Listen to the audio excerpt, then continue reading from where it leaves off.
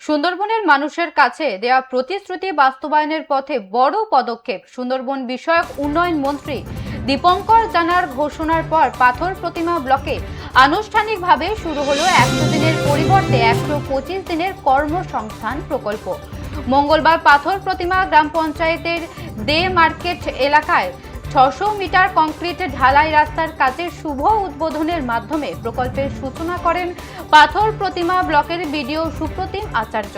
অনুষ্ঠানে উপস্থিত ছিলেন জয়েন্ট বিডিও সৌগত সেন। সম্প্রতি সুন্দরবন বিষয়ক উন্নয়ন মন্ত্রী দীপঙ্কর জানা নদী বেষ্টিত গোবর্ধনপুর সহ একাধিক এলাকায় গিয়ে আশ্বাস দিয়েছিলেন সুন্দরবনের মানুষের জন্য খুব শীঘ্রই 125 দিনের কর্মসংস্থান চালু করা হবে। সেই প্রতিশ্রুতির বাস্তবায়নে প্রশাসন দ্রুত উদ্যোগ নিয়ে ব্লক জুড়ে কাজ শুরুর নির্দেশ দেয়। তারই অংশ হিসেবে পাথর প্রতিমায় এদিন আনুষ্ঠানিকভাবে কর্মসূচির সূচনা হয়। 125 দিনের কাজের শুভ সূচনা হওয়ায় সুন্দরবনের জব কার্ডধারী শ্রমিকদের মধ্যে উৎসাহের পরিবেশ তৈরি হয়। স্থানীয়দের আশা, উন্নয়ন মন্ত্রী দীপঙ্কর জানার প্রতিশ্রুতি এবং বিডিও সুপ্রতিম আচার্যের প্রশাসনিক উদ্যোগে সুন্দরবনের উন্নয়ন ও কর্মসংস্থানের নতুন দিগন্তের সূচনা হবে।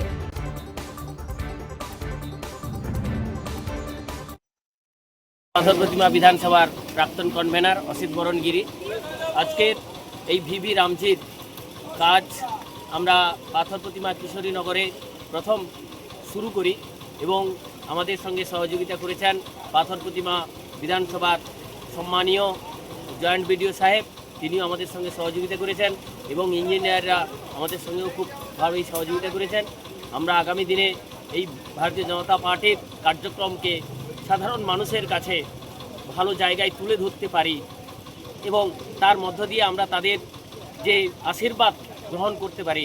দুর্নীতি যাতে এই রাস্তার মধ্যে বা বিভিন্ন কর্মক্ষেত্রে যাতে না থাকে সেটাকে লক্ষ্য রেখে আমরা আগামী দিনের পথ এগিয়ে চলবো। এটা আমাদের ভারতবর্ষের প্রধানমন্ত্রী নরেন্দ্র মোদী যে মানসিকতা এবং চিন্তাধারা মানুষের মনের মধ্যে এবং মনের মনিকটায় পৌঁছে দেওয়ার জন্য যে সবকা সাথ সবকা বিকাশ সবকা বিশ্বাস, সেই যে চিন্তাধারা পৌঁছে যেন ভারতবর্ষের প্রতিটি কোণায়, তার মধ্যে আমাদের ভারতবর্ষের মধ্যে পশ্চিমবঙ্গ একটা অঙ্গরাজ্য।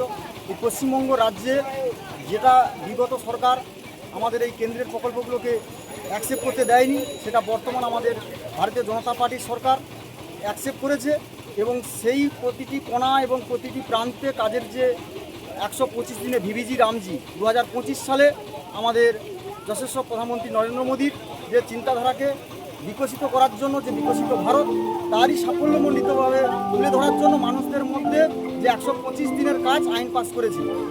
মন্ত্রী হবার পর একদম সুন্দরবনের প্রত্যন্ত এলাকা শেষ পর্যন্ত গোবর্ধনপুর এলেন।